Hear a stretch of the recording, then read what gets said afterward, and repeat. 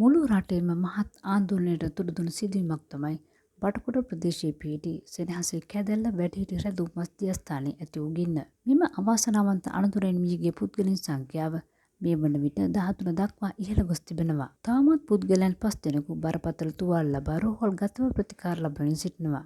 මෙම අනතුර සිදුවන අවස්ථාවේදී එම රැඳුම් මධ්‍යස්ථානය තුළ පුද්ගලයන් 72 දෙනෙකු සිට ඇති අතර ගින්න හටගත් අවස්ථාවේදීම ඉන් 10 දෙනෙකු ගොඩනැගිල්ල තුළදීම පිළිසී මිය ගොස් තිබෙනවා.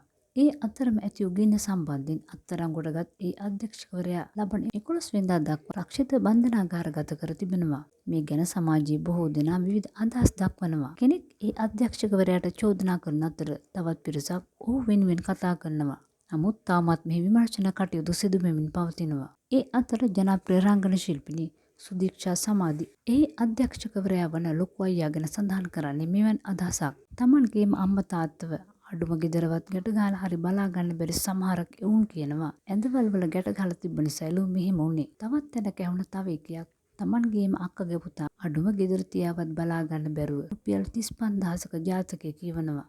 ලොකු අයියේ දවසක් හරි ආශ්‍රය කරපු නිසා දන්නව ඔයා කවුද? ඔයාගේ හිතේ ඉන්න මිනිස්සේ කවුද කියලා. පාරවල් වල කාණුවල මැරලා යන්න හිඳපු ජීවිත තමන්ගේම තැනකට ගෙනල්ලා ඒ මිනිස්සුන්ගේ මූණට හිනාවක් දුන්න උඹයි දැන් වැරදි. ආයිත් නැගිටපන් ලොකු අයියේ. මෙහෙම තමයි සුදීක්ෂා සමාධි තමන්ගේ සටහන නිමා කරලා තිබ්බේ.